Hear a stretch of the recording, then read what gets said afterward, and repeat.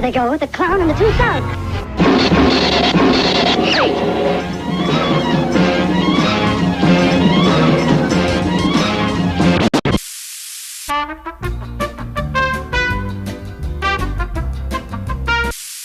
You heard it here first on Juice's podcast.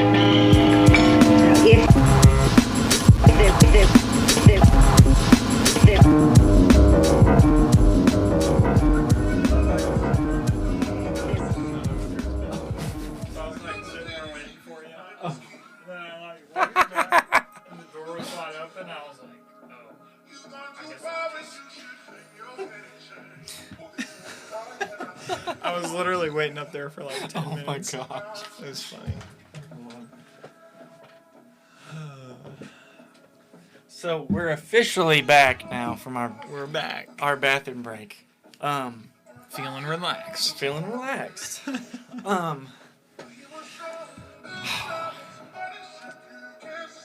So I guess we can shift a little bit. Okay. Vultures 1. As we're listening now. Yes. Live. This song is actually a very underrated one that I very much enjoyed. I'm liking it. It's like here's my thing. I'm gonna sound like a freaking Kanye just tweener or just As like you should. freaking bandwagon Kanye. But I've been listening to Kanye since, man, I won't say I was there from the beginning, but I've been there since late registration. Okay. The first time I ever heard Kanye, was 2K10? 10? Yeah. 2K10 or 2K11? That would make sense. My favorite Kanye song of all time. It's actually my favorite song of all time. Is We Major. It is my favorite freaking song. Okay, I respect ever, it. I respect ever. it. It's not one of his top hits. It's Nope. just so nostalgic. It's like every time I hear that song, I think when I was like 10 years old. Dude, I have really I gotta play that song now.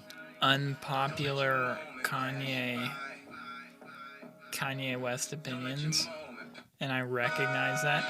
I also just want to say, let's just like take a moment to appreciate that he changed his Spotify profile picture to a goat, a Freaking literal goat. goat. That is so funny to Oh me. my word.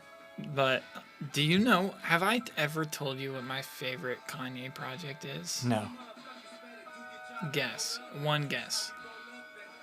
If you had to guess what my favorite project, I'm telling you, it's a very unpopular opinion.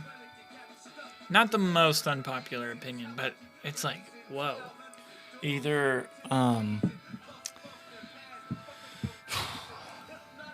And I'll give you my favorite track on that album as well. Either it's Kids See Ghosts or the bipolar one. It's the bipolar one. I knew it. I Yep. had a feeling. Ghost Town on Ye. Oh. There's just something like I'll say the whole outro to that one, Violent Crimes, No Mistakes, like all those, All awesome. Mine, bro. You remember when All Mine came out? Everyone was like, hey. Yeah. I just love, I can listen to that project top to bottom at literally any time and love the listening experience. I think that's one of the only ones for me, and I'm not a huge Kanye fan, but that's one of the only ones for me where everyone hits. Yeah. It's like every single one. I think it's technically an EP. I love that project. Dude. Yeah. Every now and then I just bust it out. When I haven't for like a long time, I'll just throw it on. Yeah. The song's fire though. This was actually 2K13. But I started playing 2K my first 2K was 2K10 with Kobe. Kobe was the cover. Mine was the one where Michael was like, it kind of looked like paint was like, 2K12. it might have been 12. No, it wasn't 12. That was the MJ cover that I know of. Like, not an edition. It was might have been 12 then. It was the. Let's see, 2K10. Let me look up 2K covers, and I can tell you which one I started Yeah, on. 2K10 was the first one I did, and I played on like the Xbox, not 360, Xbox. Okay. That's when I first played 2K. Okay. So, before I had a 360, I had into the gaming world. I first started off with a Nintendo DS. That was my first gaming system. I got a Wii first. Then I got a Wii. I didn't get the DS. That's where I first got introduced to 2K. I got introduced to Call of Duty. Yes. Black Ops. The first Black Ops. Yes, bro. That was my game on the Wii. We had the same childhood. I like the three games I would rotate with were 2K, 2K10, Black Ops, and Mario Kart Wii. Dude, that was my rotation. I played never got tired of any of them. So much Mario Kart. It's like, dude, so much Mario Kart. Yeah. I played a lot of Mario Kart. I was nasty at Wii Sports, bro. Like, I can't say I was nasty at Wii Sports, but I was nasty at Mario Kart. I was nasty at Mario Kart, nasty at that. My first Call of Duty was Call of Duty, I think, World at War. It's like a ways back. Before I got the Wii, my friends had a 360 with World at War. That was my first Call of Duty experience, but the first one I owned and consistently played was Black Ops. That was probably the first one I got obsessed on, but Yeah. I owned World at War, and I kind of like, it was kind of more like my dad had it. Yeah. So he could play, and I like kind of discovered Call of Duty. Yeah. But I really didn't start playing shooters till I started playing Halo with my cousin, and then it was over, bro. Like, I remember I started playing Halo when Halo 2 was hot, I think. And it was crazy because you could dual wield, which was just like, at the time, just like, I can pick up 2 guns. Are you kidding me? Any small gun on the map. We played the crap out of that. And then the most obsessed I've maybe ever been with a shooter was Halo Reach. Yeah. You know how they had like, I don't know how much Reach you played, but you remember they had like the ranking system. So like as you would get better, you would go from like recruit 2, recruit 3, and then like, dude, by the end you're like a general or something. Yeah. It just took forever. I put a dumb amount of time into that, dude. Like probably 4 years of my life. Just like, to this day, someone loads up a Halo map, I know the corners. Yeah. If it's on Reach. Like, I know the corners. I know where you're going to be. It's crazy. Yeah. Bro. I've never been that obsessed with a shooter outside of Black Ops 2 since then. Yeah, Black Ops 2 was awesome. So good. With Halo, ever since I got on Call of Duty, I've been stuck. Fair. Up until recently. Like I went through. I had Black Ops first. I played World at War before I had Black Ops. Then I eventually convinced my mother to buy me MW3. So dude, MW3 was freaking crazy. I almost just dropped an F-bomb. LOL. Nice to be human still. Almost dropped the F-bomb on the pod. I wouldn't hold it against you, though. Anyways. I try not to. Yeah. I try to be good about it. I understand. MW3, and then I was just, you're a young teen and you don't have a job. So basically, all the money you get is the right there. the money that you ask for your parents, The money you get from doing chores and stuff like that. So I would just run Call of Duty and MW3 on my Wii. Dude, same. Yeah. I was a Wii Call of Duty player. I felt like a fake Call of Duty player. I was like, nobody else is playing this on the Wii right now. Nobody else. Little did I know Jackson was over there with his nunchuck connected, ready to go. Oh my goodness. Dude, Let's that see. is hilarious. Because, dude, I didn't even... So, like, I bought a 360 off my cousin when I was probably... Like, I was a little older, dude. Like, I had the Wii, and I didn't really have a gaming device outside of that until way later. My parents weren't huge on the gaming thing, dude. They were like... Mine either. They're like, you can go Mine outside. Like, how about that? Yeah, mine either. So I didn't own a gaming system till way later, but my cousin always had, like, all of the stuff, bro. Yep. Just pull up on him and he'd be like, let's co-op campaign for the next 6 hours. Like, okay, that sounds just fine. Oh my goodness. I love this song. Have you seen where him and I don't think it's this song. Or is it this song? This is a top 4 song. Oh, it's a phenomenal song. I think you got to throw in Ultralight Beam. In my opinion, oh my Lord. That's like an all-time. When I hear that song, I don't think about anything else. I'm just like, it's almost like worship, dude. It is. It's crazy. It is. Oh my word. It's like it's a So touching good. moment every time you listen to it. Absolutely. It's kind of how I feel about Violent Crimes too, though.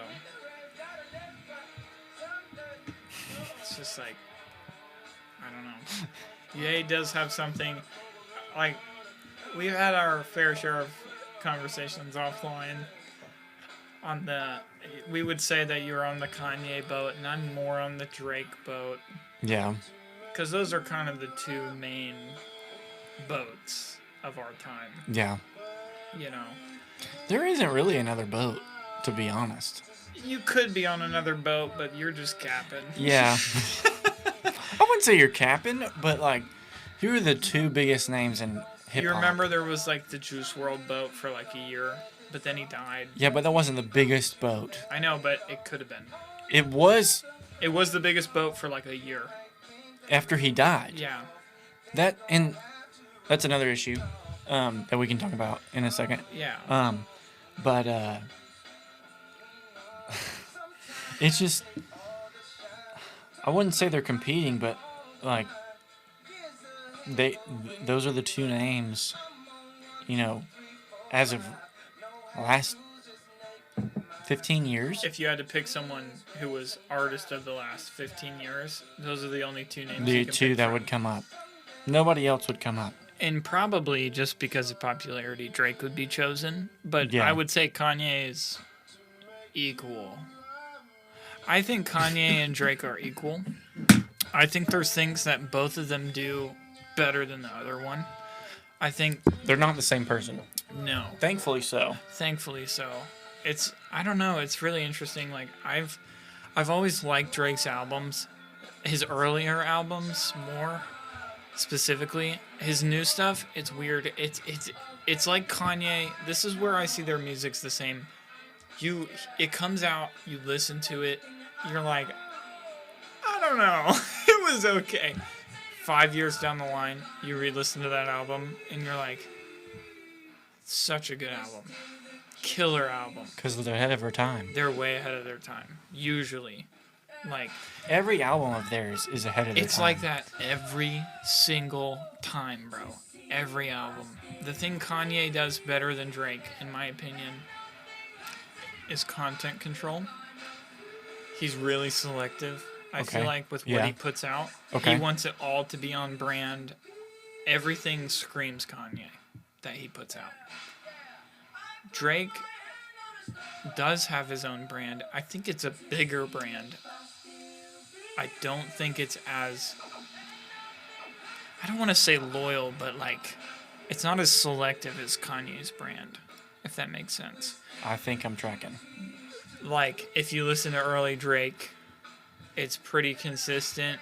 But then as he gets older, there is kind of the sense of like, he still has Drake, and it's still really good, but then he kind of throws out stuff that's like, okay, he's going to make millions of dollars on that song. Yeah. He does this with every album. There's always 1 or 2 Drake songs out of every album that we can't stand by the end of the summer. You know? Yeah. Like, that's how it always works. Kanye's not really like that. It's more like you have to be a fan and kind of in on it to really, like, appreciate everything that's coming out. It's not necessarily the same with Drake. He's a little more mainstream. But the thing that's the same is that they're just, like, miles ahead of everyone else. Yeah. Like, you can't name someone who's got a better discography than either of those guys. Who would Current. Who would you say is closest? Kendrick Lamar. I would argue with that. I would say there's a few guys. I would say Kendrick Lamar. You know who I thought would have a deeper discography by now, but doesn't? J. Cole. J. Cole.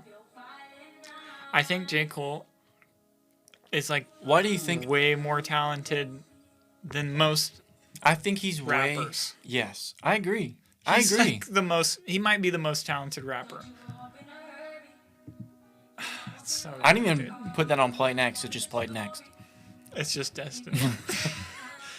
But like, I don't feel like J. Cole's like moved off of the original, like, this is what did well. You know what I'm saying? Like, it feels like not everything of J. Cole's has been the same, and he's been like undoubtedly an absolute poet. Like, everything he puts out, you hear bars for months, and you're just like, jeez, dude, I didn't even catch that till now. Like, Yeah. that kind of stuff. Like, he does that to you all the time. But he hasn't really, like, changed up. Like, he hasn't broadened, and he hasn't tried a bunch of different stuff, and he hasn't worked with a bunch of different people. He's kind of in his Dreamville world.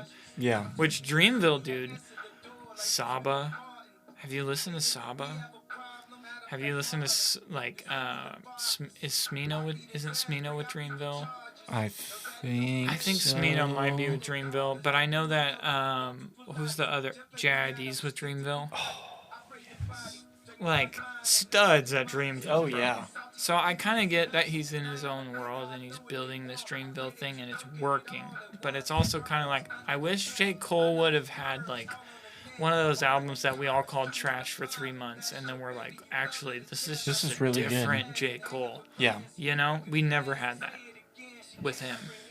It's like, we Yeah, had but the classic album. We've had bangers. But how often does he release albums, though? That's true. I mean, not super And why is often. that? You know what I mean? Anytime I hear him, there is not one J. Cole feature on anyone else's albums. There's not one J. Cole feature that is bad. That's true. He has the best I feel like features. Future's that way too. Have you noticed Yes. that? Future always kills it on the features. Yes. I don't really like his stuff. I like a couple, like just A couple things, a but couple not songs in out of his general. albums. Like, Yeah. I'm not going to Future's page and like, oh, I need to listen to a Future Yes. album. But everything he's on, it's like so good, bro. It's crazy. I don't understand. It's crazy. I feel like the way you are with Drake is a little bit, the way you are with Kanye, the way at least that you've kind of like been around it a long time, Yeah. is kind of the way that I am with Harlow. Because I wouldn't say I've been around Drake a long, long time, but I listened to Harlow at Gazebo, like Yeah. when he was a nobody, and I had no idea. Like that Tyler Hero song came out or whatever. When I heard that, I was like, "Oh, this is catchy," and then I realized that it was Jack Harlow, and I was like, "That's crazy." I've been listening to this guy forever, bro. But do you think, like, Jack Harlow has peaked? Because It peaked. it feels like it's peaked. It But I've peaked. been with him for a long time, so it's like, I don't feel like he's peaked because he's been good forever, dude. Yeah, but here's But the peak isn't defined by talent, really. yeah. See, I describe like when you look at these specifically hip hop artists, and namely Drake and Kanye, and even J. Cole, but he hasn't been as I won't say proficient, but just like as what's the word I'm looking for? He just like with his albums. His last album was what was his last album? Okay, so he's had a few albums come out. Not But recently. not like a ton of time. I think less time than you're thinking. But I will say the last album he put out, I didn't like. The off season. It was like There was a couple bangers in there. It's not that I didn't like it. It's that I didn't feel like when you go from Forest Hills Drive, Yeah. when that's like what starts you on J. Cole. Yeah. Like, shout out Ezra for the millionth time on this episode. He, Ezra, you got to get on this podcast, dude. Ezra, we're gonna get another mic just so we can do all of this. But I'll just bring my mic next time and we can throw Ezra in. But dude, he put me on. What's the sad song on that one? It's "Love Yours," bro. Oh yeah. He put me on that song. We were like going to Target one day, and he's like, "Dude, you need to listen to this J. Cole song. Have you ever heard this song?" I'm like, "No." He proceeds to break my heart on the way to Target, bro, with this "Love Yours" song. Here we are. I'm like already like, if you listen to like if you really want to get sad, I'm just gonna say this. Just put in your earbuds on your way to Target at night and listen to this song and listen to every word. Like, it'll break your heart, dude. But after that, listen to this whole album. It's hard for me to go from this album to any other album because it's like, I don't feel like any other album has matched the star power that this one has. Okay. That's what I mean when I say, like, J. Cole hasn't really, like... Do you think he peaked too early? Do you think that's when his peak was, and it's just kind of... I think he's just he's an absolute stud. He's going to be one of the best of our time. Yeah, like rapper-wise. absolutely. But he's never going to be the guy that we really compare him to. Yeah. Which is the Drake, the Drake, the what's his name? Oh my gosh. On your wall, your guy. Kanye. Jeez, bro. I could see his freaking bald head and I couldn't think of his name. Like, he's not that type of artist. Those type of artists are trying to change the genre, like, literally. Like, they're trying to, like, leave their stamp to the point where it's like when you listen to that era, it's like, oh, that sounds like Kanye.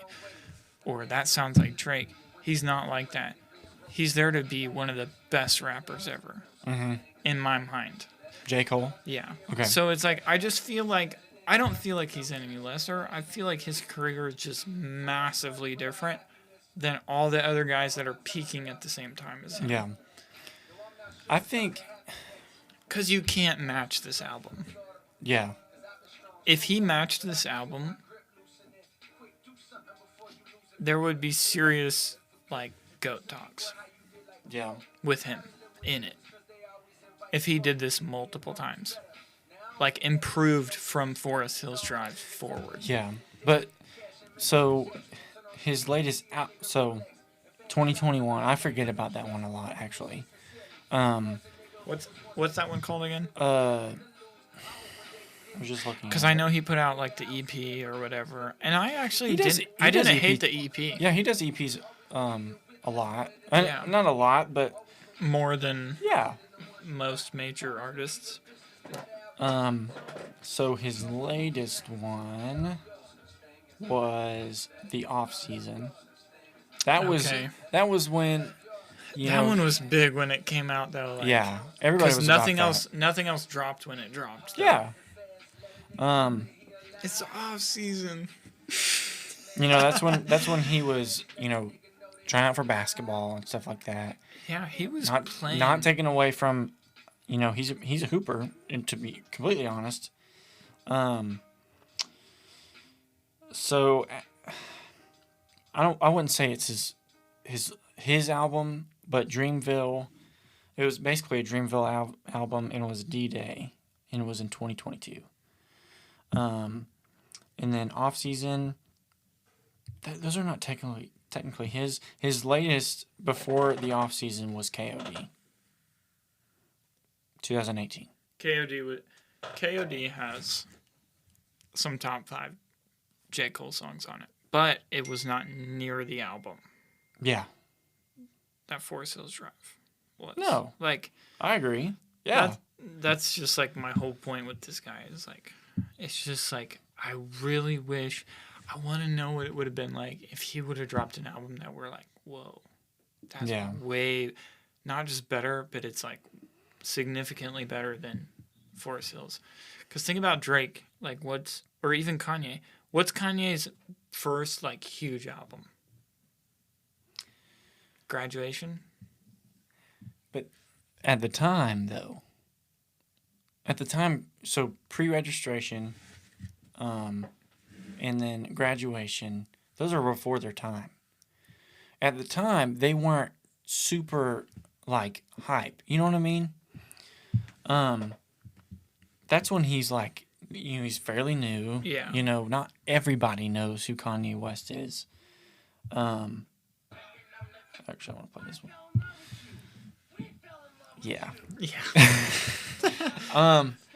His first album, I would say. I'm like asking, like, what do you think it is? Because I'm gonna make a point with it. Yeah. I feel like he really popped on Graduation But because the at other the one time? because the other one was ahead of its time, so people were kind of catching up to the old one. Graduation came out. I think everybody started knowing his name. Okay, I'm sorry. I was mistaking Graduation with Late Registration. So, College Dropout, Late Registration, he's new. Right. Before Unrecognized. all of his albums were before their time.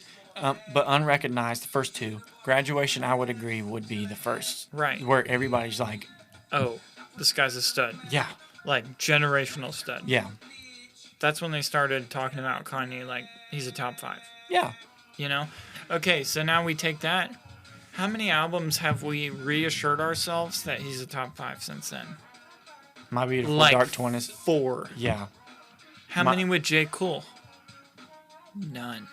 fair. That's what I'm saying. Like, completely different careers. Like, Kanye just shows up and he does it every time. Drake shows up for the people that really like Drake, yeah, and he does it every time. yeah. Of course, it's a music taste thing, but I think with it's J. just Cole, different. yeah, with J. Cole, KOD, and then the off season, he's just not. And it's nothing against him. I think like you were saying, he's a great rapper. Oh but yeah, we're top, talking top 4. Yeah, yeah. But think about Drake. Think about Kanye. And it's different with everybody, which I love. Is what I love with hip hop. Everybody has their own style. Everybody has their own kind of beat. Everybody has their own kind of lyrics, and that's what you can tell. When you hear a Drake bar, you're like, you don't even know. You don't even have to hear Drake rap it. You just know it's Drake. And be like, it's a Drake bar. You can do it with Kanye. You can do it with Kendrick. You could really do it with J. Cole. And you know who I think started that? Eminem. Yeah. Like that super branded way of lyricizing yourself. Yeah. Almost. Think about it. Like that No, was really. the guy that it was like, oh, like I can just tell when it's him. Yeah. Like I really think Snoop Dogg's in that too. I really think so. Snoop Dogg's super West Coast. Yeah. But you can Super. tell when it's a Snoop Dogg bar. Yeah. You can tell. Usually. But I would agree with Eminem. I feel like Eminem's music is very well more known compared to Snoop Dogg's. I feel like Snoop Dogg's has a lot of sleepers, but also Where do you think Eminem sits? That's a crazy question because, like, there's people who have him in the top 2, and there's people who don't even have him in the top 3. Like, it's just because different. It's of different with everybody. generations. It's different with everybody, but From your perspective. if you do like all time, right? You have to think about the artists that inspired Tyler the Creator. Yeah. You have to Stud, think. by the way. Yeah, I think he's a great. One of the best up and coming. Yes, absolutely. Well, not up and coming, but younger. Yeah, but he always produces very good music. Yeah. None of his albums are trash.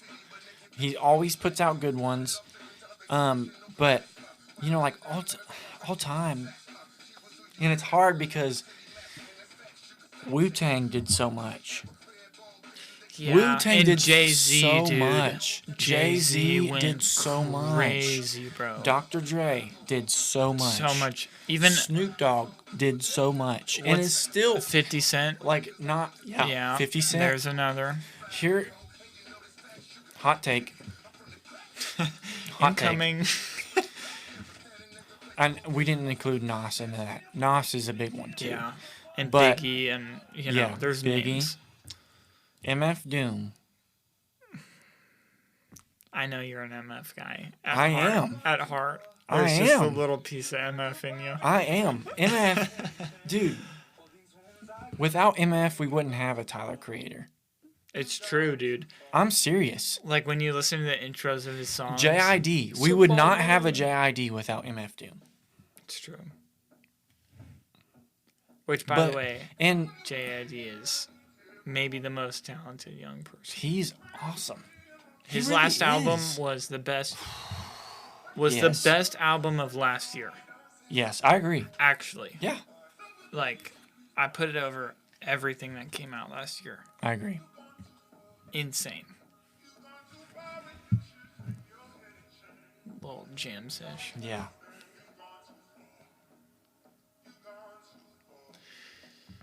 Let's go a little farther back. So, God, I love this song. Let's just cry real quick. Oh my word. I really think, going back to like the J. Cole thing, again, not taking away from him as an artist, but you also have to think J. Cole is I wouldn't say better, is as good as a rapper as Drake and Kanye. He What might be technically better. Yes. What does Drake and Kanye West have that is better than J. Cole? One, the brand is Yes. one bigger. Maybe not. But also because and to answer that one is because they have a more repertoire of stuff to show.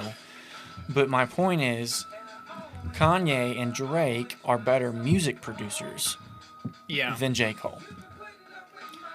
How many? J. Cole's good. Utopia, he is. But how many does he produce? That's true. And I will say, I low-key think that, like, I think about Travis Scott, which I know is kind of where you're, like, what you were saying, but, like, that dude produces so much of his stuff. Every time we see a video of that guy with one of his major hits, it's him listening to something he produced. Yeah. And it's like a meme.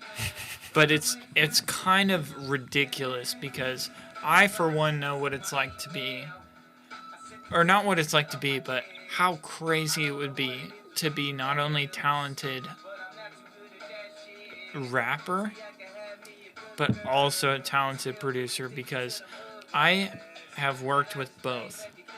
And to have one is the unicorn, bro. Yeah. To have two and to have the fan base, like,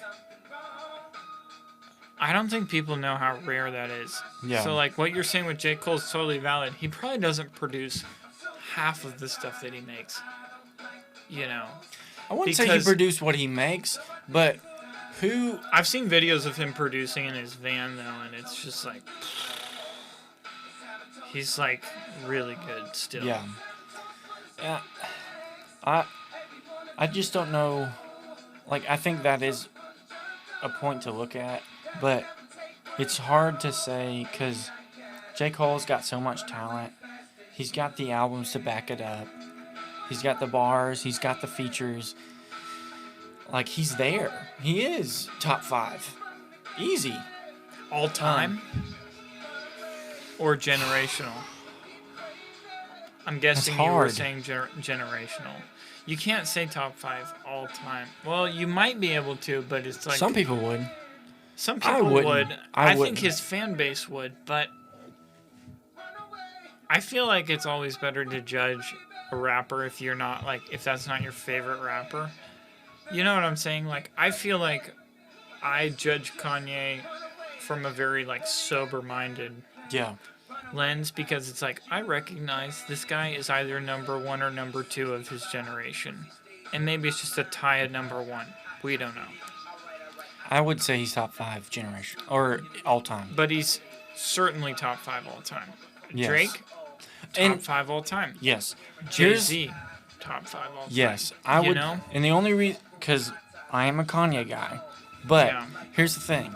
But, like, you can view Drake in a fair way, too. Like, you can tell me, like, which I totally agree, like, dude, Drake is top 5, but also he makes crap for money sometimes. Yeah. Which is true. Yeah. Like, he makes songs just for TikTok sometimes. I don't want to sound like I'm just tooting the horn of Kanye, but there's a bar in, I think it's My Dark Twisted Fantasy, where he's like, I'm the most influential artist, like most influential rapper of all time. Nobody has influenced. Nobody's produced. Nobody has done what he's done. Like Drake's close, but in my opinion. Oh, Kanye is a better producer than Drake. Yes. I'll say that as a Drake advocate in this conversation. Kanye started as a producer. Yeah. Kanye got everyone's attention by producing and then became a rapper. Yeah. And it just so happens that he was generational at both.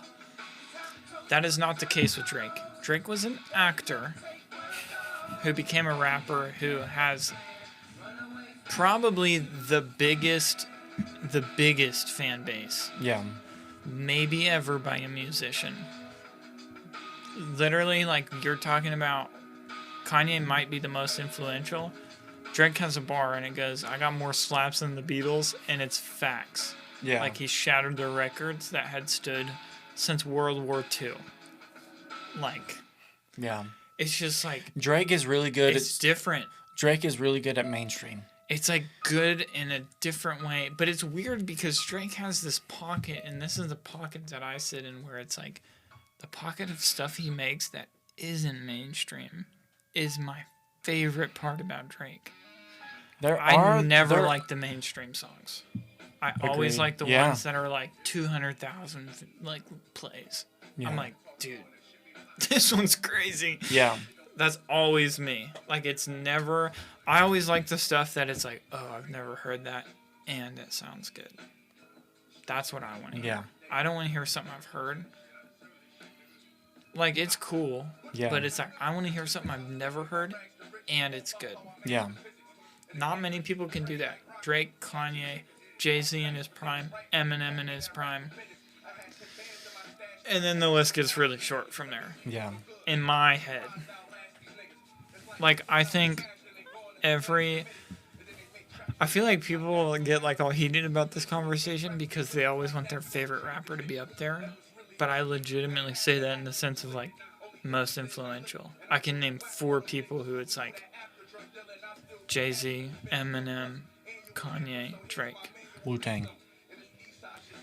Even then, But Wu-Tang how was long? huge, influential, but it's like how they were it at the time, though. There was no. how it were they though? Like Wu-Tang was. They were. they They weren't were the Beatles. hip hop at in like prime Wu-Tang. I won't say prime because I say Wu-Tang is Wu-Tang. Yeah. Wu-Tang during right? Wu-Tang during that time, like hip hop, it's new. Not everybody, really gets hip hop. Not everybody knows about hip hop. And not everybody know listens what to I mean? hip hop the way like when I listen to hip hop, I listen through the whole album and Yeah. I listen bar by bar. It's not how people usually listen to hip hop. Like, did it hit? Like, they usually listen to hip hop. They catch the more mainstream side of the hip hop artist, if that makes sense. Like, you know what I'm saying? Like, people who are like, oh, I love Drake. It's like, what songs do you know by Drake? Passion Fruit. That's how you can tell. That's they not were how a I. fan. That's not how I listen. I don't think that's how hip hop's meant to be listened to. Yeah. I've always thought about hip hop as like poetry, and I almost is. almost like reading a book, or like an audio book. So like when I listen to someone, I always have loved since I was a kid, dude, to listen to music by album. I don't even have that many playlists because I don't like to listen to playlists that much. I usually like to sequentially go from start to top, like from start to finish of an album, because I feel like that's the only way that you fully capture what the artist is trying to purvey in each and every song is if you put them all together. Mm-hmm. But like nobody listens to music like that. Yeah. Like 1 in 10 people probably listen to music like that. Yeah. Which is probably why I'm a Drake fan, and a lot of people are like, oh, he's super mainstream. True, he's got mainstream songs in every album. He's also got 8 songs in there that like are not mainstream. Yeah. And they're on brand, and they're like well produced, and like it's consistent. It's the same thing with Kanye. You listen to a Kanye album, what are you gonna get? Well produced every single time. You're going to hear stuff that sounds good every album. It doesn't matter if he goes on the Jesus album or if he goes on like the Vultures album, or like if he goes on someone else's album and produces it for them, which we saw with Utopia. With Utopia. Like one of the most well-produced projects, not the best project by any means, but one of the most well-produced projects ever, dude. I can't think of a project that more of my friends went crazy over than Utopia. Yeah. I would argue that's one of his best albums. Probably. It's probably, dude, when that album came out, bro, it was like earth-changing, bro. Like everyone was like, oh my goodness. Like, Also, like when from Utopia, so that's 2023, right? That dropped right before I went to Chicago to come visit you guys. right. So it had to be 23. Like, 23. yeah. And then Astroworld was 16 or 17. It was 16 or 17. I'm pretty sure it was 16. Because that was a Windermere summer for me. Funny enough. And Scorpion by Drake was a Windermere summer. Yeah. Also, back to back. Yeah. So from Utopia to Astroworld, is there an album in between? No, there's music in between. But Yeah, there's singles and features. do you remember the Hunch of Jack project? It was like it was actually really good. If you haven't listened to it, Why do I sound so familiar? You know the song Black Chinese or Black and Chinese? Just look up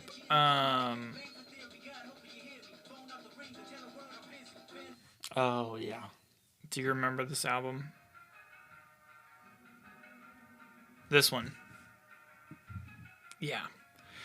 Yeah, this album is 2017, so it's technically in between. And I actually thought this album killed, bro. Like, I just think this album is very much one sound. So if you're not really looking for that sound, Yeah. it's not a variety album, but it's like if you need like a pregame playlist, just put on that Huncho Jack album, and like you'll be ready to kill some people when you're done. It's like ah.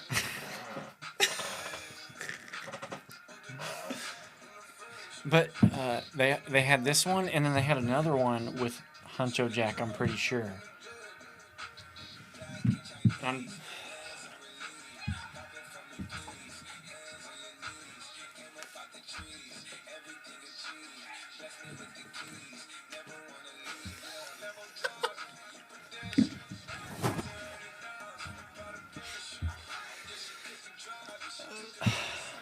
What was it called?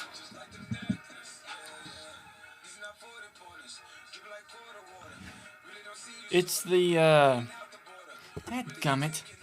Which one is it?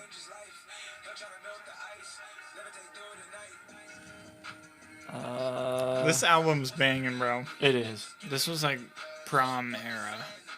Take that in. I just think, I'm so Jack Boys. okay. Was that Huncho? No. No, I it was. It was Jack Boys. Jack Boys and Travis Scott. That was a cool project. That was. That's the one with the car and the. Yeah.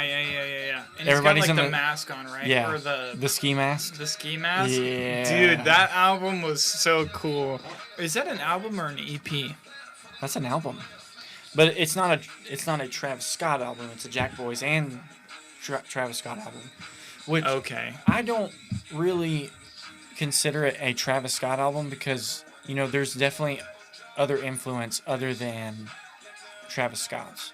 Yeah. So it's not just Travis Scott's music. It's not his lyrics. It kind of is, but it's a influence. co-project. Yeah. Yeah. What you said, co-project. Yeah. So it's like, I usually judge discography on like the things they went and made by themselves. So it's like, I love the joint albums. I think the joint albums usually make for like some of the most entertaining albums. Yeah. Think of the joint albums we had. We've had like the Future Drake pair up. We've had this Travis pair up. We've just had a bunch of albums come out like that. We had all the Migos albums. Yeah. Those are pair up albums in my mind. 21 and Metro Boomin. Right. They do a lot of those. I never judge an artist based on those. Ever. I always see those as like good for the community, good for the fan base, totally irrelevant to the career.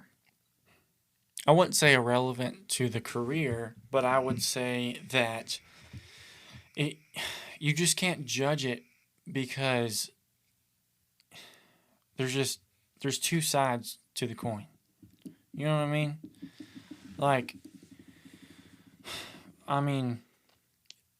Even this latest one, Kanye and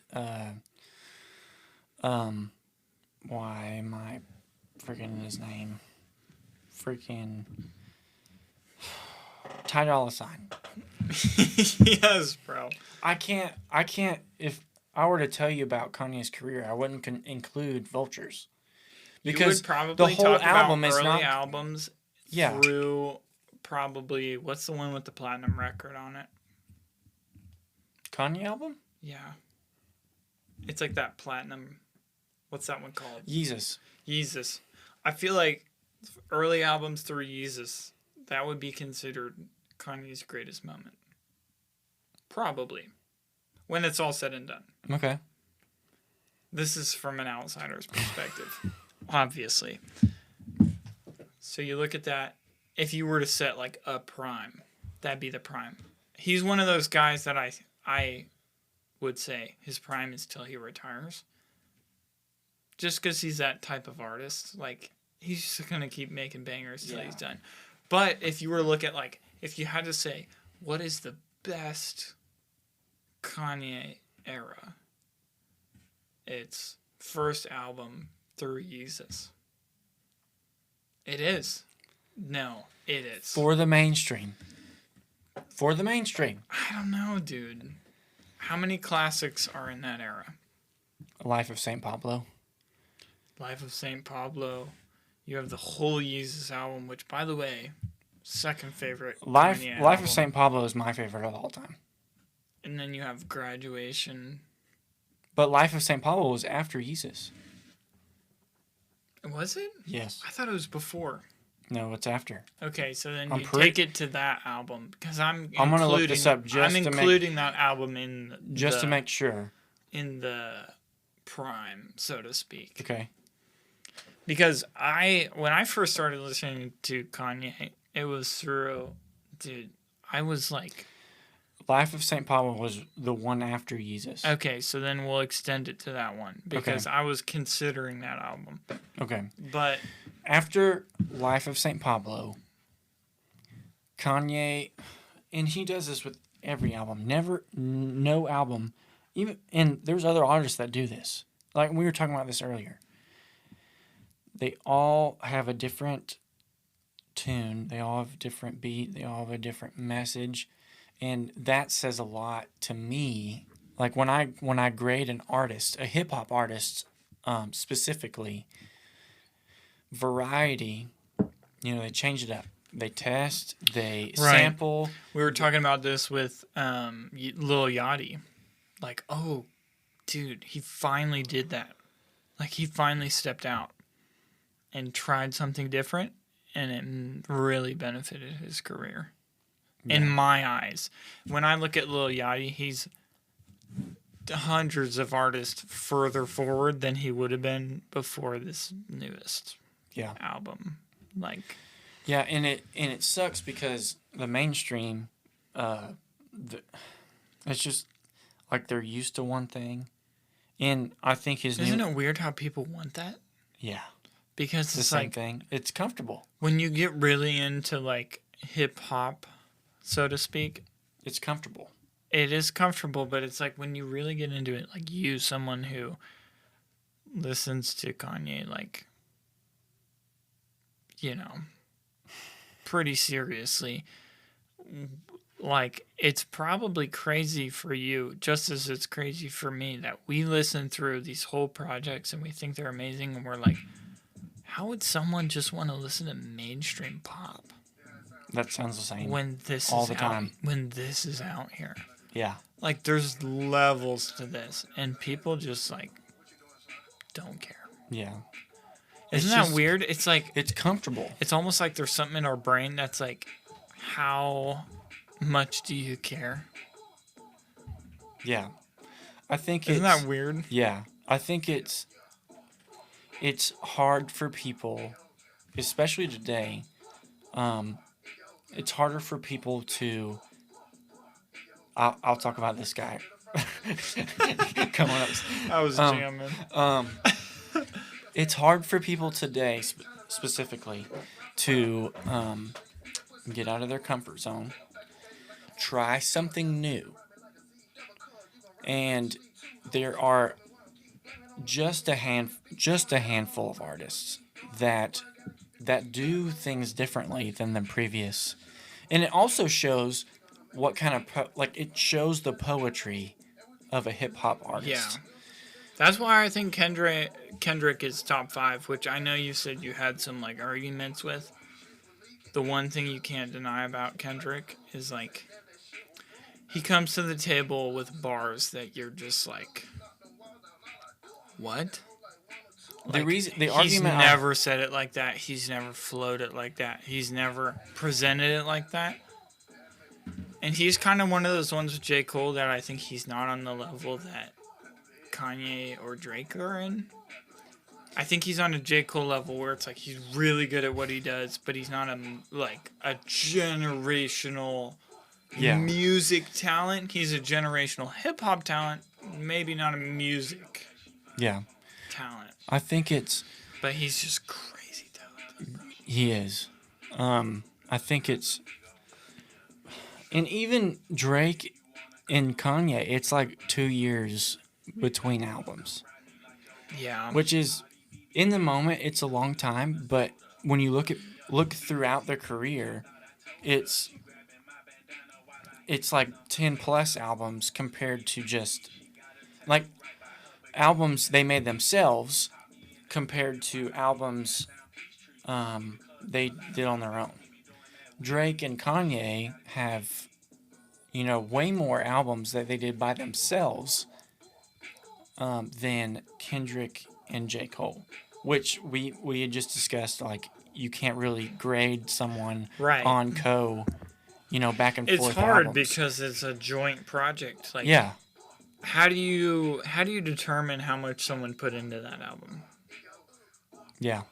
You can't, because it's a co-album. Like, Yeah. you don't know what happened behind the scenes, so it's hard to be like, it's hard for me to look at the Travis co-album and be like, this is huge for Travis's career, because it's like, I don't know how much of that was actually Travis.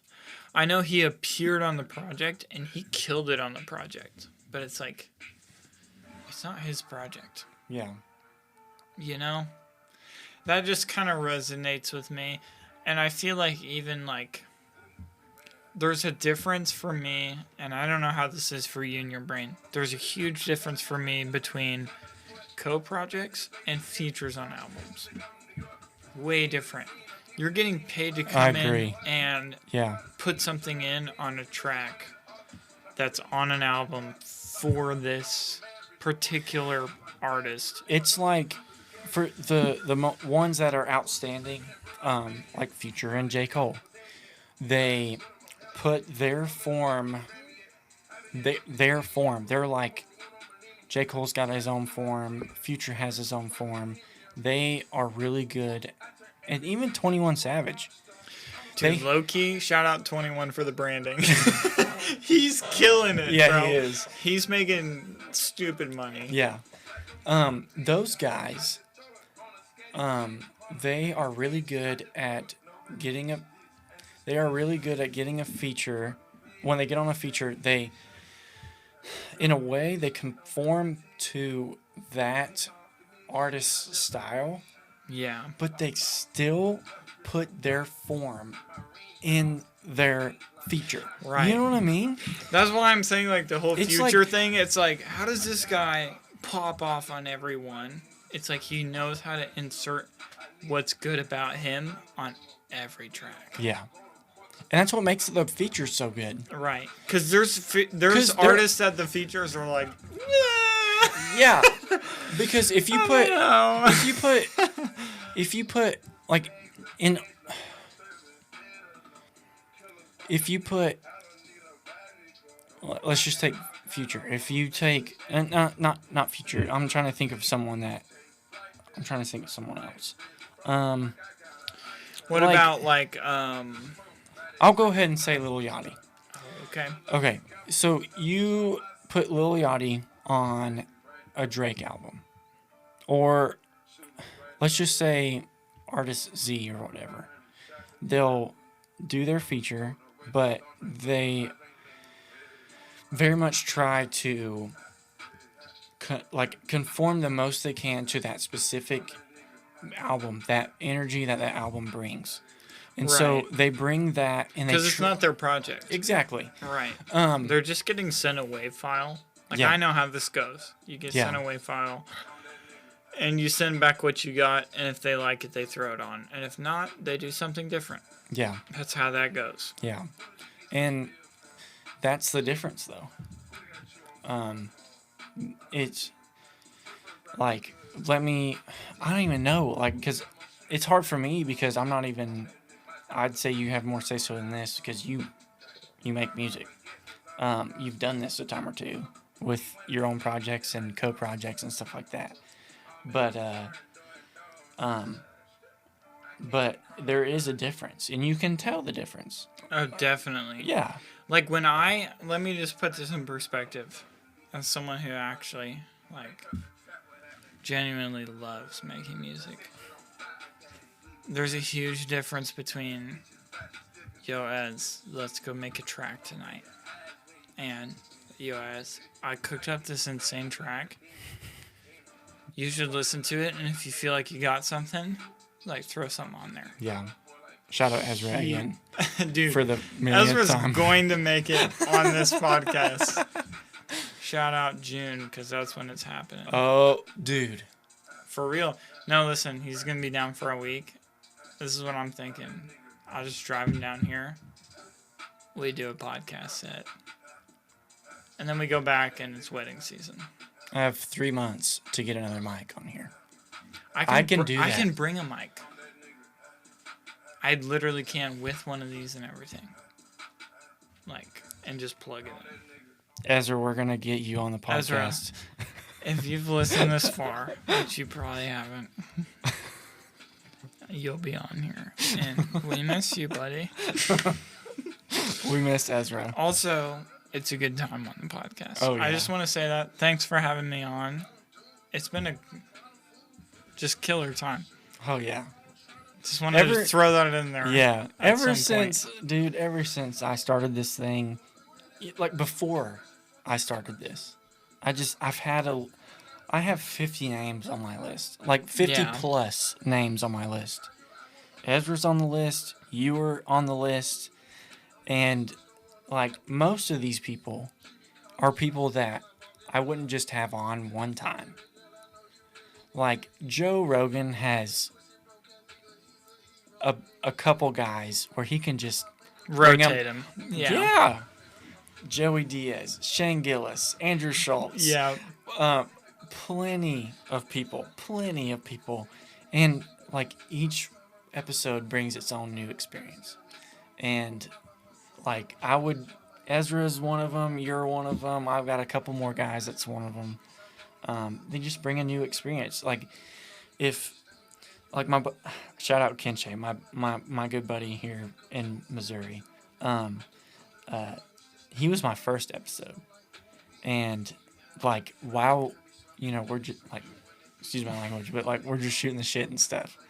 Like like an hour ago, dude, I texted him. I was like, dude, we got to do this again. Like, we got to run it back because this is so much fun. Dude, I will come on anytime. It's been an absolute blast. Like, for real. For real. And it'll be fun. I actually am like, I want to really do a podcast episode with me, you, and Ez. Yes. Like, eventually, bro, because I feel like that one's going to be super unhinged. And, like, when I'm with Ezra, bro, like, y'all don't know this man, but this Korean just changes the energy, bro. Like, straight up, bro.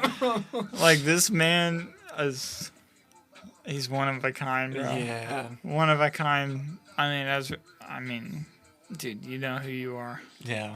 I'm going to make him listen to this. I'm going to, like, text him now and be like, you better listen to this. You better listen to this because we talked about you a lot. So, if you don't listen all the way through. Man. So, like, I guess we've got to explain it now. Like, yeah. We're at that point. Yeah. So, I guess we're changing directions again. So I like COVID 2020. I kind of had to quit my job, and then it was legit like a God thing. Through Men's Encounter, I guess somehow had no. This is what happened. So Chad, Richard, and the head guy. What was his name? Something Bailey. You remember? His last name's Bailey. I know it for an actual fact because the guy used to go to my church. My parents went to a Baptist church in Osage, and I went with them when I was a kid. Oh my gosh. let me just get hit with a classic. And he would go to our like service or whatever. Yeah. I don't remember his first name, but something Bailey, Why can't I remember his name? which is kind of ironic because Yeah. that's your last name. But anyways, So John Bailey? I think it's John. Or something like that. Something like that. Yeah. John Bailey. I'm pretty sure it's John Bailey. So what happened was, I had been serving at Men's Encounter before we had made the move to Windermere. Right. And Which it was- Windermere is like a huge campground. Yeah. So what happened was, I was serving, and so when you serve, basically there are attendees and then there's servers. Attendees, you go, and I won't take away from, because it's just a complete different God experience for every person that goes in there, and it's different. But I would say it's different between attendees and servers. Servers, you're a server after a couple times of going as an attendee, Right. and then you're just there to like love on guys that come in. And the place we were at where we were doing the conference. I say conference, but the place we were doing the conference, we were outgrowing by every event we had. We were growing a number by hundreds each time we were doing it. Yeah, dude. And so- I just went down there recently, by the way, and it looks awesome down there. Awesome. Yeah. Awesome. And so the last time we were on this specific campground, we had been told by Jeff Brawley, the guy that, was kind of, not head minister, I don't want to give him that label, just like, kind of guy that started things, I would say. He, Just a pioneer of the program. yeah. He like kind of just sent out a message that we're outgrowing this place. It's like treated us well, but we're outgrowing this place and we're looking for someone else or somewhere else. And we found Windermere, and the Men's Encounter before we were getting ready to make that transition over to Windermere. Chad, Richard, the Tristan was there. Hey, Tristan and Mark. Oh my baby. gosh, Shout I miss out. Tristan. Hey, he's got a food truck in Osage Beach now. Dude, I want to go so bad. We I know should go. You've When said you it come so up many- to visit, we'll go.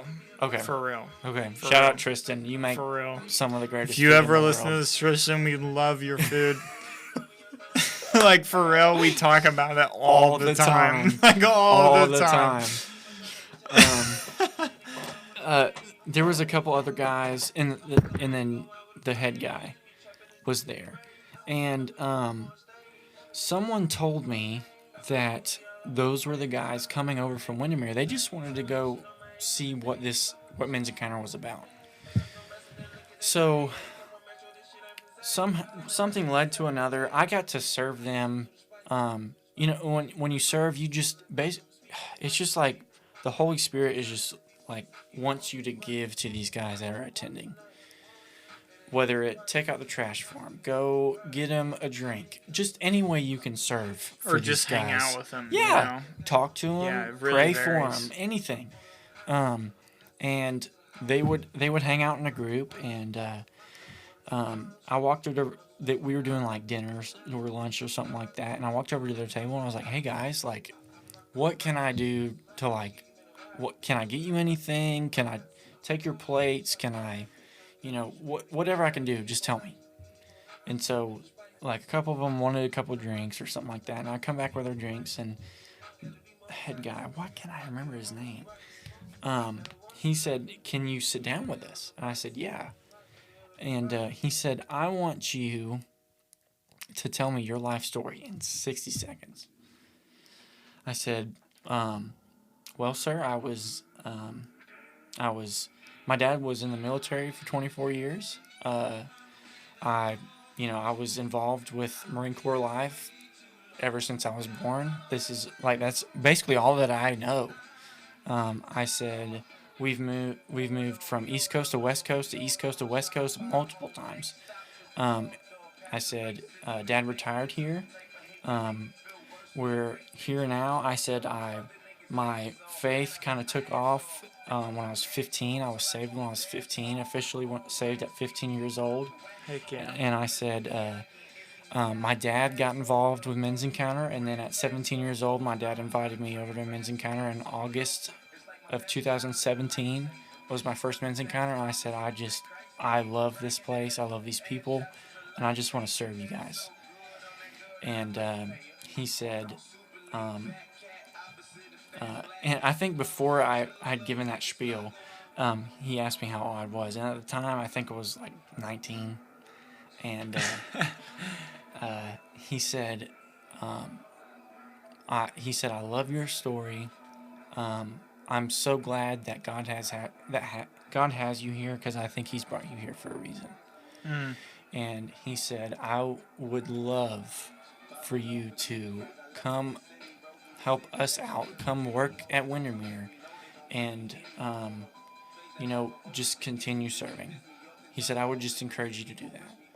That's crazy, bro. And that's crazy. I've actually never really heard the backstory to this. Yeah, that's the backstory. And so then I was like, and this was I want to say this was October or December, October 2019. Okay. So like COVID, 6 months before we all started hanging out. Yeah, so like COVID was like, there's kind of this thing going on over in China. Right. Kind of that thing. And we're just kind of we don't know what's going to happen. And so, kind of have to leave my job in early 2020. And I just, that stuck in my mind. I was like, I've got to do something. Yeah. I can't just sit It was a here weird and do time in nothing. the country, bro. Yeah, absolutely. Like, nothing was open. Absolutely. Like, me and Ezra were living in Chicago, and we moved down here because, I came down to visit my parents, and I was like, dude, everything's open down here. And then I talked to Ezra, and I was like, what are you going to do for COVID? And he was like, I don't know. I have no idea. And I was like, well, why don't you come to the land of the free, baby? That was awesome, dude. Yeah. And I guess I just followed up and, looked on the website and stuff. And then I had got contact with Chad. And Chad and Richard on my list. I know Chad's in Colorado or something like that. And then Richard's in Branson. Okay. Yeah. And so if you guys ever listen to this, this is your invitation to get on the podcast. But I'd gotten into links with Chad. He kind of did an over the phone interview, and then at the time we were looking at 50 people to come work at Windermere. I remember this. 50. I remember 50 you guys plus talking people. about this. Can we take a quick second, real quick? Yeah, absolutely. Okay, we will continue. Stay right there. 1 second. Sorry. You're good. I gotta use the bathroom too. Dude, I gotta pee like that. Dang, bro. You just threw on an absolute banger for me. 6 foot my walls. This is definitely the longest episode I've had, but this is also that bomb, dude. Some of the most fun I've had in a while. Hey, bro. Thanks to the proper 12. Listen, dude. Shout out Conor McGregor. Shout out. Does it count, baby? Hey, for real though. Oh my god. For real though. If you've made it this far, just know that I'll be back. Yeah. And Ezra. Multiple times. I've been trying to make it down here. Oh my goodness. For real, dude. I've been literally I was talking to my girl the other day and she was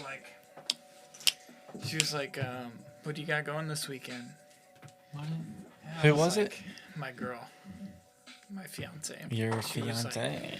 She was like, what do you got going this weekend? I was like, well, I'm studying I'm taking an insurance exam. I didn't know if you knew, but taking an insurance exam. Yeah. Yep. I got hired by Aflac, and I was doing that, and I was like, and I'm watching the fight, and I'm maybe driving. a little bit to go hang out with the guy. Go visit my boy. I love this song. Am I crazy for bringing an extension cord everywhere? Nope. I would, I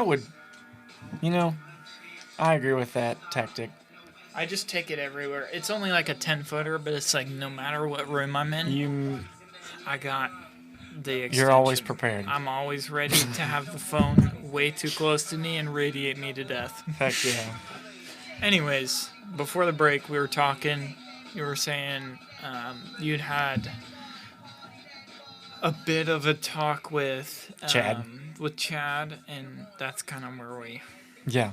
So, I'd connected with Chad, and then he gave me an over the phone interview and stuff like that. Sounded pretty cool. And then like a week later is like when we officially shut down. Like the country. Like the U.S. Yeah. Yes, the country shut down. And so that was a crazy week. Oh yeah. I went to Chicago that week. That was a crazy time. Yeah. I went up there and so my buddy went home and he was like, he had asthma. So he's freaking out about COVID. Like, yeah. I'm going to die. And so I was like, dude, don't worry about it. You'll be okay. I'll pack up your dorm room like a good fellow. I pull up, me and my buddy Dorian, we drive up there, and Bryce, shout out. We drive up, we get there at like midnight. I pack till 5 a.m. Wake them up, drive back.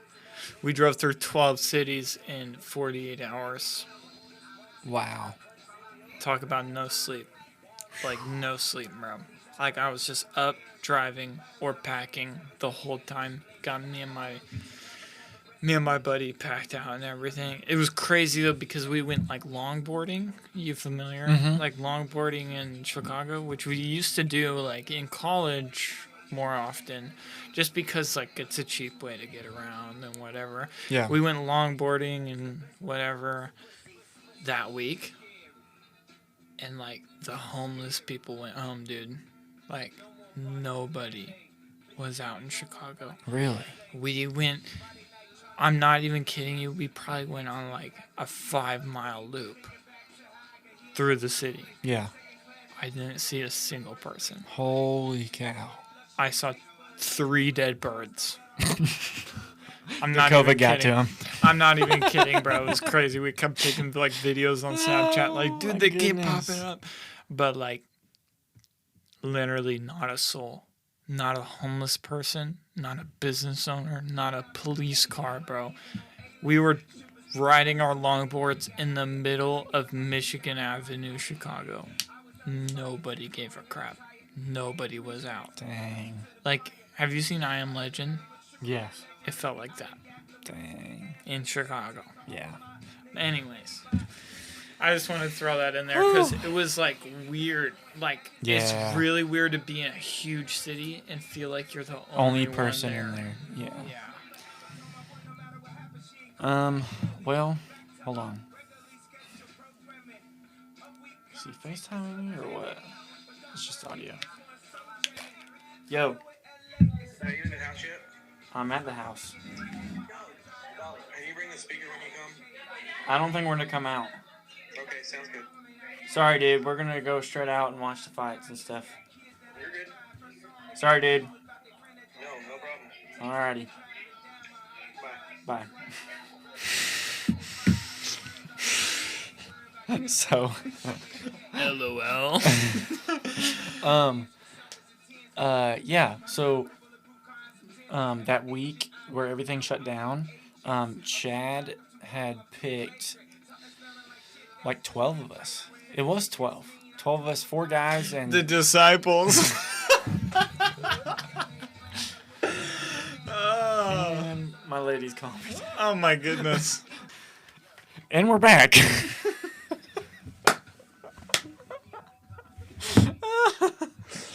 If anyone was wondering, because it'll probably be edited out, Jackson just took what you call a common L. Oh. Oh my word. Okay, so back to the subject at hand. Shut down. We got down to 12.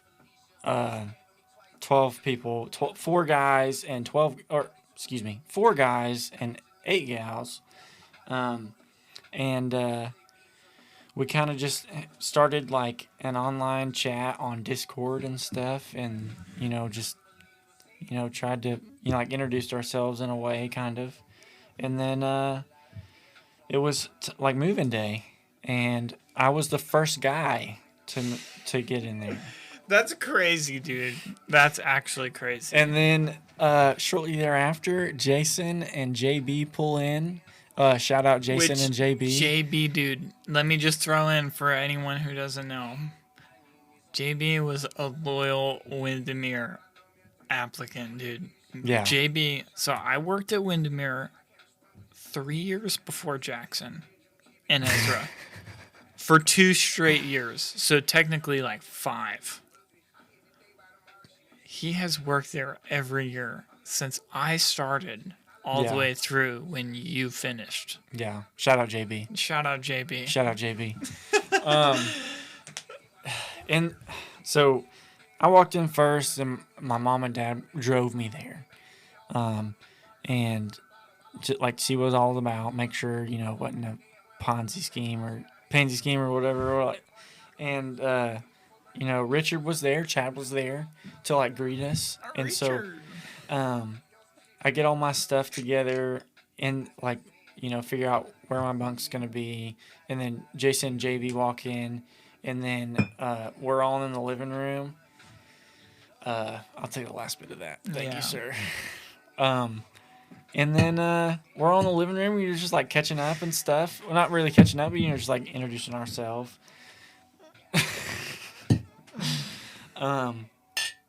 Cheers. Cheers.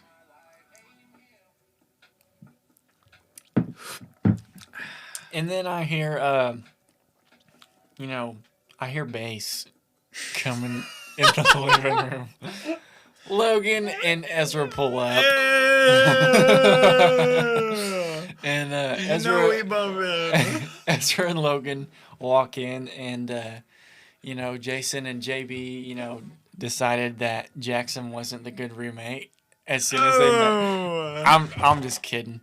Hey, I got a crazy story to tell about my first impression about you when we're all done. When we're all done with this story, but you're gonna laugh super hard. So Ezra walks in, and Ezra and Logan walks in, and I guess Richard and Chad already knew who you were. Yeah, because Ezra had gone down for an interview, and I'd briefly met him all. So we kind of had like I got you. a little bit of an understanding of who each other were. I got you. So Ezra and Logan walk in, and we're like, yo, there's like one bed left. And he said, all right. Ezra's like, all right. And so I walk him to our room. And it's so in our dorms, quote unquote. They were kind of like duplexes. Yeah. But the guy's side was 2 bunk beds, 4 beds, and Ezra was with me. Freaking Hunter Ross is calling me. I gotta answer this. Yo. Is this Jackson? Yes, it is, Mr. Horsey. This is Hunter Hoss, sir. How are you doing, Mr. Hoss? I am doing wonderful, sir. I have one quick question. Yes, sir. Why in the world are you not out here, fine sir? Since you asked, I might just have to pull up. I'm sorry, what did you say? I said, since you asked, I might just have to pull up. I would love that, and I think everyone else here would too, sir. Give me 10 or 15 minutes, and I'll be headed out towards you. Sounds like a plan, sir. I cannot wait. All right. Sounds good, brother. All righty, we'll see you. Thank All you. right. Bye. Peace. Are you coming? Yes. Good. Shut it down. Come. All right. Give me a second. Come. I have a gun to Austin. Easy there, Tiger. Huh? Well, We'll see you, Jackson. All right. Sounds good, buddy. Yes, sir. Bye. See you. Be safe. Oh, we'll be safe while we're swerving those double yellers. Anyways, Back to the subject of we're hand. back. We're back. So I show Ezra our room, and he said, I think I had my sheets already made up on the bottom bunk.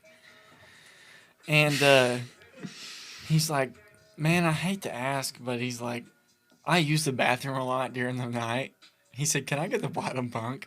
I was like, bro, like, fine. Like, it doesn't bother me at all. Yeah.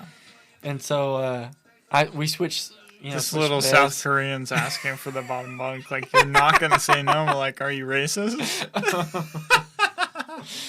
I'm just playing. We switched beds, and from there, bro, like, that summer was awesome. Like, That summer it was crazy, bro. One of the, honestly, like, it was One of the weirdest, but also one of the most, like, awesome. memory-filled, awesome summers I've ever had. And I've had some pretty good summers. And it was a weird one, dude, because me and Yes. Ez didn't even think, like, Yes. like, from my perspective, so, like, your perspective, like, you get this job, you move in with this guy. Yeah. And, like, we meet through that, like, my perspective, like, me and Ezra are splitting apartment rent in Chicago. And, like, we moved to Missouri because nothing is open. Yeah. And for me and him both, it's like, okay, we're going to spend 3 months here. Yeah. And it's just like this wall between us and like Chicago. Yeah. And that's the way we viewed it at the time. And we both talk about it and we're both like, you know, it's not like that anymore. But Yeah. like, we totally saw it that way coming in. So like, we viewed it totally different than you viewed it coming in. And like, so like, Ezra's from Canada, for anyone who doesn't know. I invited him down and told him about this camp. A South Korean. From Canada. From Canada. I invite him down because COVID's happening. Canada borders closed. I'm like, dude, I used to work at this camp called Windermere. You can make some cash. You can make some cash. They're Chill going to out, give you yeah. a place to live. They're going to give Free. you a place to eat. You're Free. going to have to work a little bit, but like, listen, you're going to make a little bit of money and you're going to have a place to stay. For free. He applies for it. He ends up with Jackson. I meet Jackson. Holy cow, God is good. God is good. Let me tell you about my first impression of you, Jackson. So, like, at first, bro.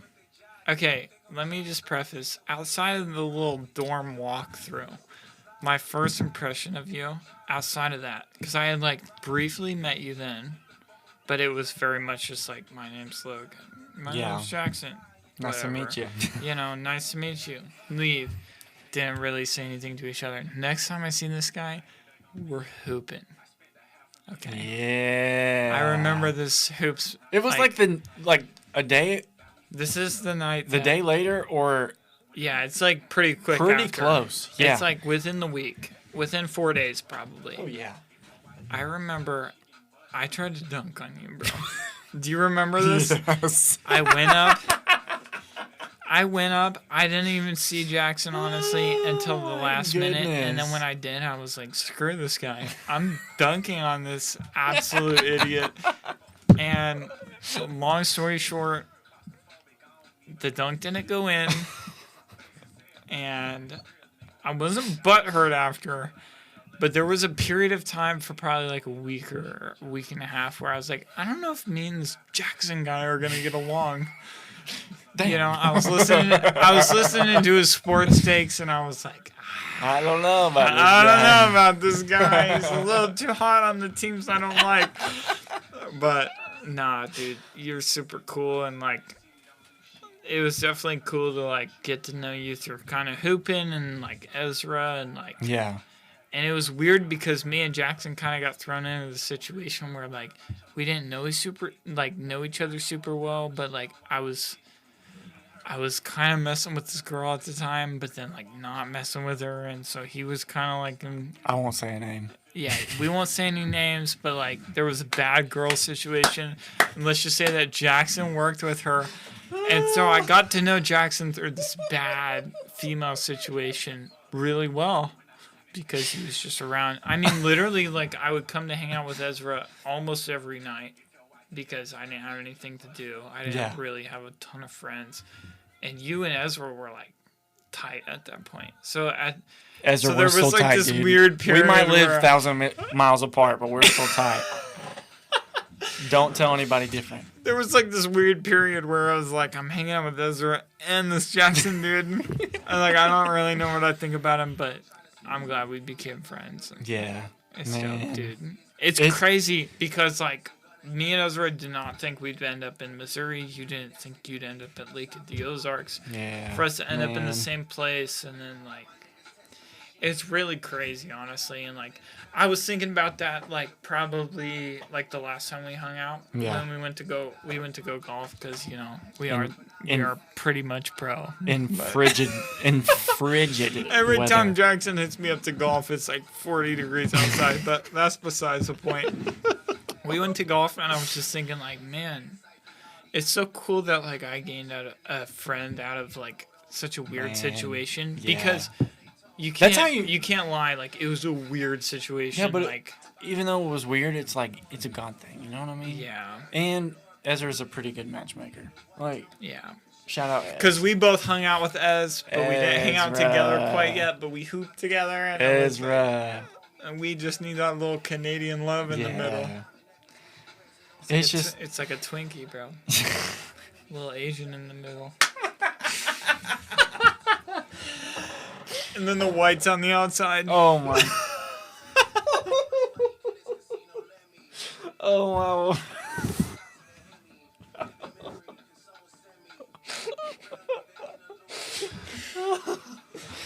All right, my I'm done goodness. making racist jokes on your podcast. Oh my goodness. Oh my word. I just want to It say, was cool, like, though. It was yeah. cool. Like, we became friends, and I feel like, dude, like, we become better friends since then, obviously. Oh yeah. And, like, some of that was, like, you came up and visited, and, like, we started talking a lot more music, and, like, obviously just found a lot more in common. I feel like I started finding a lot more in common with you when I was like, hey, how do you feel about the NBA? And you were like, I hate LeBron. And I was like, I kind of like this guy, actually. I was like, we might be friends, actually.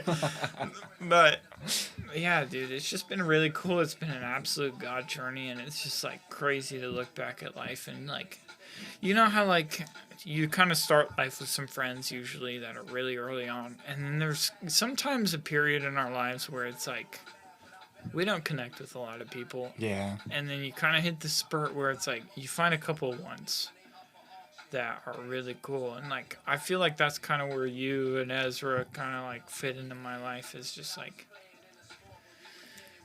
you guys are friends that I didn't expect, and that definitely different areas, but Isn't that weird? How? it's like I can pick up with you anytime, and it's totally chill. Like, Yeah. you know what I'm saying? Yeah.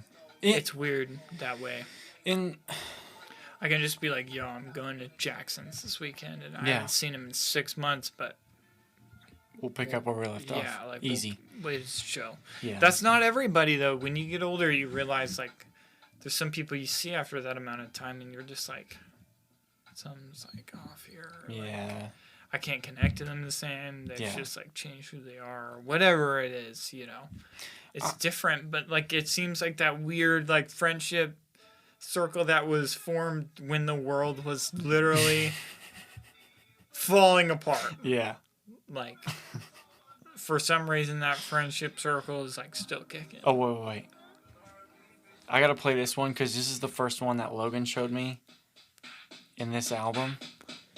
Shout out! Didn't I like pick you up and I was like, "Have you Yeah, heard the he's new like, album?" "Have you And heard you were this like, album "No." yet?" As I haven't listened to it all the way through, and he's like, "What? Listen to this." Yeah, And this is just the first turned it song. up. Yeah. Oh my gosh. It's crazy though, cause like through my adult life, I say adult, I'm a pretty, like, I'd say not young in my years, but just young in my experience. You know what I mean? Yeah. Which is funny because I feel the opposite. I've lived a weird amount of life for how old I am.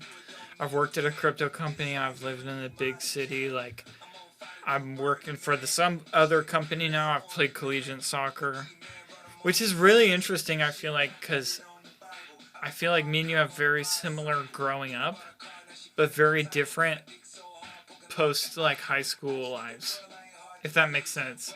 Like, I went to the extreme of, like, let's explore everything we can explore and do all the crap we can do. And, like, you went to more conservative route, which I was, like, no doubt, great route. Yeah. You know, and it set you up to be in a good spot. Like, I feel like you're in a good spot as a friend of yours. Like, I don't... It's just different people, different Yeah, experiences. I feel like you're not... I feel like you still have a lot that you want to accomplish. Yeah. And, like, this is just, like, the start of what you want to accomplish. But I also feel like just because you've been more around here than I have doesn't mean that you've sat back and, like, been in your own world necessarily. You know what I'm saying? Like, some people, I feel like, get kind of in their own world. And I even experience this with, like, friends. Like, they get kind of in their own thing. And, like, I don't feel like you've ever been like that. And I feel like that's why we've been able to be good friends. Is, like, I feel like there's this sense with both of us where it's like, okay, we're going to be down to earth. Yeah. We're both very blunt people. Like, not a lot of people in the world are, like, super blunt like that. Like, Jackson's the kind of guy I can be like, hey, bro, I don't have any money. And he's like, oh, I get it. And I call him the next week, and he's like, I don't have any money. It's like, okay. And then, like, oh, we got money now. Like, you know, let's go do something. Yeah. Those Yeah. friends are, like, so rare. And the older you get, the more you're like, wow, those people don't exist. Like, I've walked out of a church environment where a bunch of people decided not to be my friend because I didn't go to their church. Yeah. That's not how the friendships with, like, you and Ezra and Vic and, like all these people that are, like, way closer to me. There's this difference where it's like, we can go live our own separate lives, and we don't have to have the same goal, but at the end of the day, like, we're still homies. Yeah. And it's, like, weird how rare that is, because you would think that more people were looking for that, but it's like more people are looking for a hookup. Yeah. I I think in a day drinking session than Yeah. they are for, like, someone to hang out with. now it's not like it used to be. And it's from, like, I'm not poking at, you know, anyone that's older than me, but, you know, now the times are different because social media, phones. Oh yeah. Think about the way that information is, like, distributed. Yeah. Like, people used to not get their hands on information. Think about that. You couldn't get your hands on information because you didn't make it above a certain amount a year. Yeah. That was, like, the world. Not Yeah. just the America, but the world we lived in. And now Well, it's until like, you just look it up. Yeah. Until it's the right newspaper there. came out, that's how it used to be. It's weird, dude. Like, even, Yeah. like coding. I started learning coding because I, like, love it. It's weird, dude. It's, like, this weird computer language. That's what I've realized about coding. And I, like, enjoy it. I've always been kind of, like, a linguistic push. Like, I took 3 years of French when I was in high school. You only have to take, like, a year and a half. I just loved it. Yeah. Like, I was just like, dude, I love linguistics. Same thing with coding. I'm just like, I kind of love, it's like its own language. Like, there's Yeah. something about that just, like, it's super weird, but it's super cool. And it's just, like, weird how, I saw this post the other day, like, it's weird how we're in this era where it's like people are posting stuff like, yo, watch out for your nurses because these are the Quizlet nurses. And you start thinking about it, and you're like, and, like, nurses comment on those posts, and they're like, facts. I can guarantee. Like, I'm a I've nurse. thought about that before, but like, It's freaky. who's ever said that? Nobody. Nearly Like, people say it in nobody. a a Really, comedic though? sense. Really though. Like, oh, let's laugh about it. Like, oh, the nurses are Quizlet era. But then you start thinking about it and you're like, oh shit. The nurses are Quizlet era. Like, there's a whole era of our high school, like, I feel like our high school period was one of the first ones where it's like, okay, information is just accessible anywhere now. Yeah. And like whether I choose to fail or pass is like based on like whether I want to take up like we could find the answers anywhere. Yeah. It was a matter of if we took the effort to. Yeah, there's three ways you could do it. You could not study and just fail. Yeah. Really study on the things you're supposed to study, or if your stuff is online, If you found it, Quizlet. you got to find or it. yeah, is the answer.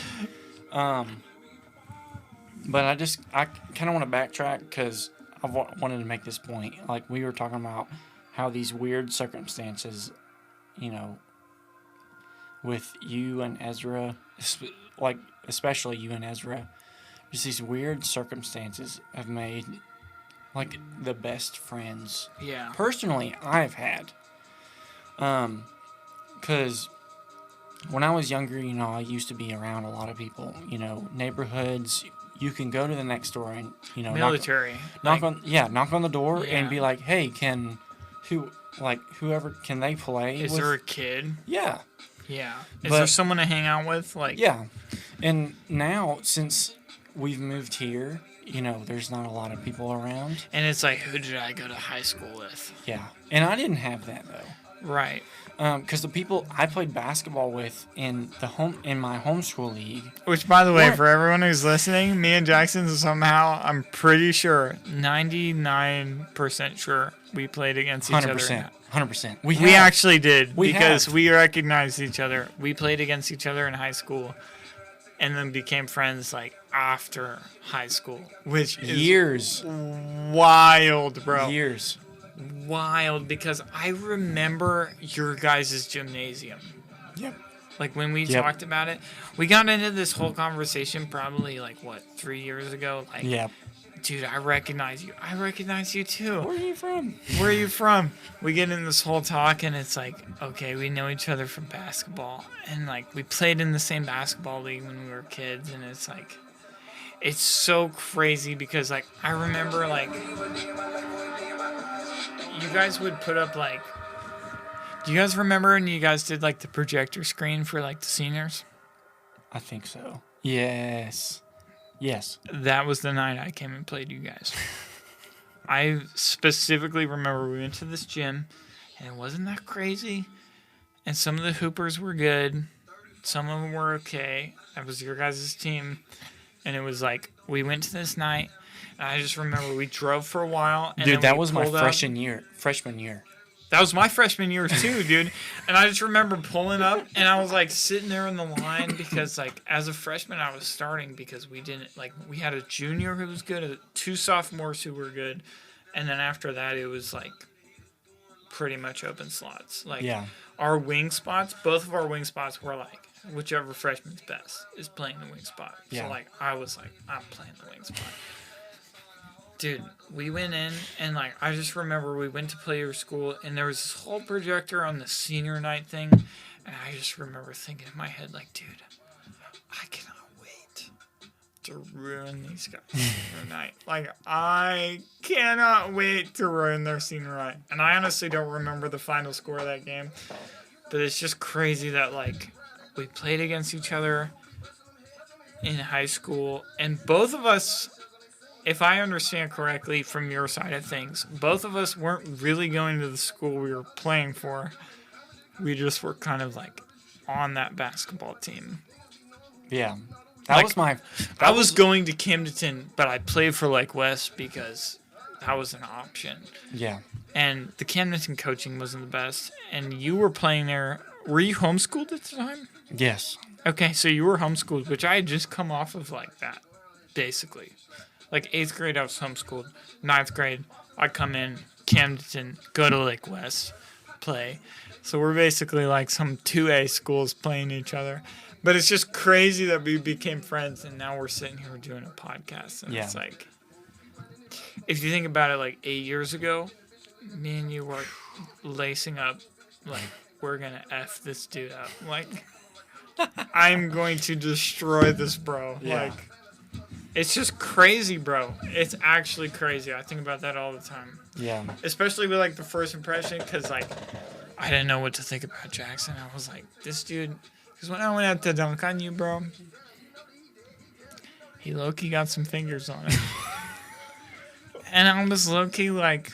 No, we didn't. No way. Like, not many people jump, above the rim. Not a lot of people jump above the rim. If you get above the rim, it's like, I respect. Because I get above the rim, and I know that a lot of people talk a lot of talk and then don't get above the rim. But you met me at the rim, and I was like, I'm dead. Dude, I hate this guy, but I also love him at the same time because he met me there. Yeah. It's just weird, bro. It's like we play ball together, and then we play ball together again, and then we have this intermediate Asian. Ezra, we love you, dude. Dude, We're going to get you on the if podcast. Ezra doesn't listen to this episode, I'm going to probably get depressed. So, one more thing, we can wrap up. Like back to the weird circumstances thing. Like pre-adult life. Really, the first real friend I had was Cade, and he's my cousin. The guy I was talking to you about, we went to his wedding last summer, and that whole situation with the Will thing and Proper 12 didn't mix up well. But he was really my first best friend. And then after that, it just kind of started falling into place. Like, my real, true friends. Because Windermere, when everybody dispersed and all that stuff, we'd stayed in contact. And then, like, Logan and Ezra hit me up and they're like, hey, you got to make a trip up to Chicago. And then Facts, dude, because we met Jackson and we were like, we weren't super tight at the end of the summer, but we were like, dude, this is one of those guys that, like, we could see ourselves hanging with a lot because, like, we'd hung through the summer and it was like, okay, this guy's chill. This guy's cool. Like, he hoops. Like, he loves the crap that we love. It was just like a shoo-in. It's weird because I look back at that summer and I'm like, dude, Jackson is like an absolute shoo-in for me and Ezra's friendship because there's not a lot of people that, like, I would say, like, kind of fit in the middle of that friendship. Yeah. Because me and Ezra, like, lived together. We went to Moody together. Like, dude, we went through probably the biggest, like, changes of our lives together. Yeah. So far. Yeah. Obviously, like, I'm engaged, so, like, that's one of those ones that's, like, it'll be kind of like the first one that's, like, okay, Ezra wasn't really there in that. But outside of that, like, Ezra was there for, like, first apartment, first college, soccer scholarship, you name it. Ezra was there. Shout out Ezra. Shout out Ezra. And, like, dude, when we met Jackson, it was just like, dude, this is the third piece of the puzzle. Like, literally, like, I can't even explain it, but it was just like after I remember, like, the first or second time I met you, I was like, I don't know what to feel about this guy. He's a little standoffish, I don't know how to feel about him, but, like, after that, dude, I was just like, this is one of the guys, like, for sure, dude. Yeah. Yeah. So I'm just, like, super grateful, dude, because I've had a lot of bad friendships this last year and a half. Yeah. I've had a lot of friends that it's like, when I situationally change, they're like, oh, if you're not in the same situation as me, we're not friends anymore. And we've, like, me, you, and Ezra, all three of us, like, it's never been that way. Me and you have never been in the same situation. We've never lived in the same town, worked the same job. Like, if you think about it, the things we have in common is, like, we love to hoop, and we live in Missouri. But like regardless, there's been a lot of like friendships that's come out of that. And it's just like really, it feels like a blessing to me because I've had so many friendships where it's like, honestly, we just don't listen to the same thing, Yeah. specifically in like the religion side of things. And it's like, okay, since we don't agree on that, we're not friends anymore. Yeah. And you're one of those guys where I feel like I could pull up and be like, I'm atheist now, and we'd still be bros. Yeah. And you'd be But like, there's yo, also- Jesus loves you, but Yeah. we're still bros. Exactly. You know? Exactly. And it's like, you find those people, like, I got 3 of those people, 4 of those people in my life. Ever. Yeah.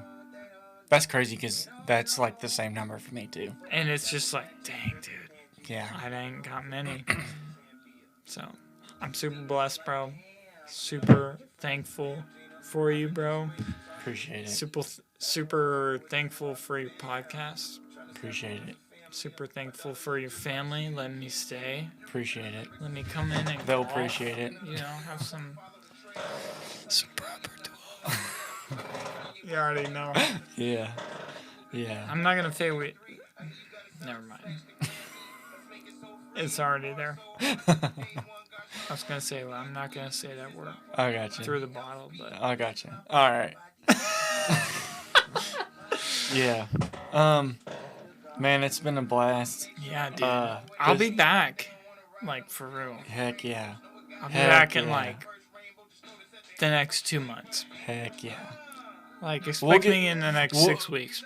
Yeah, we'll get you even after you've put the ring on the finger officially.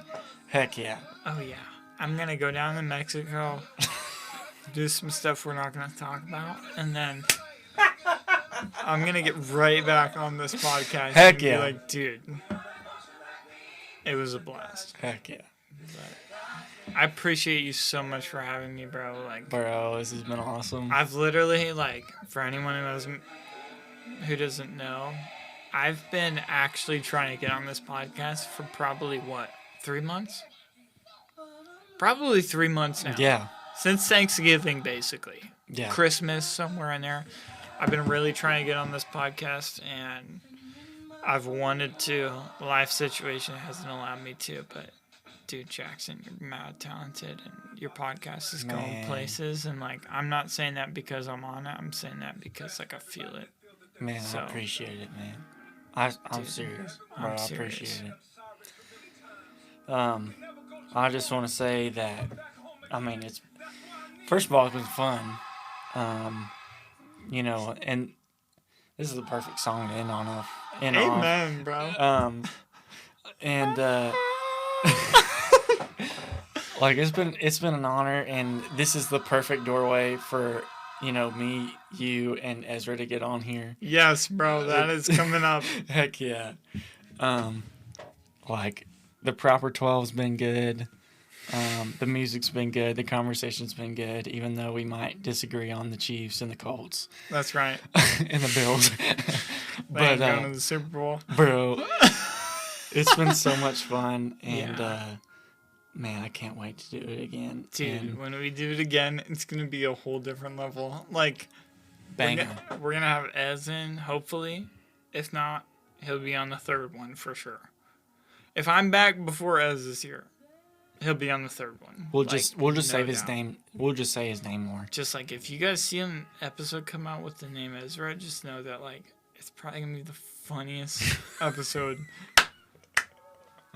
Like we're probably just gonna roast each other for Yeah, we 3 might. hours. We Like, mito have to get him like a jumbo margarita to like loosen him up. Dude, we take him to El Cap. we take him to the golf course.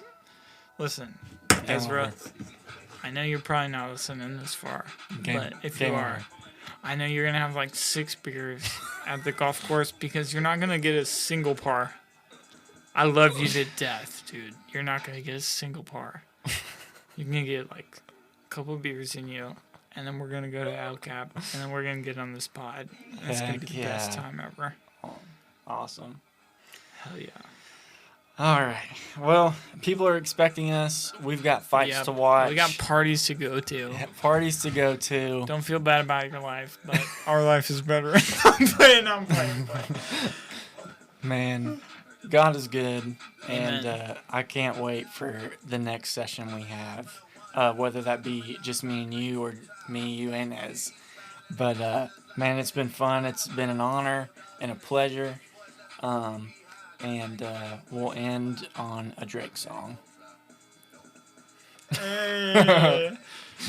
Y'all know who the goat is. That's for another podcast. Can I end it? End it. Hey, you guys know. 6 side up is a 9 now. Thank you for tuning in to the Jackson Bailey Podcast. Let's go, baby!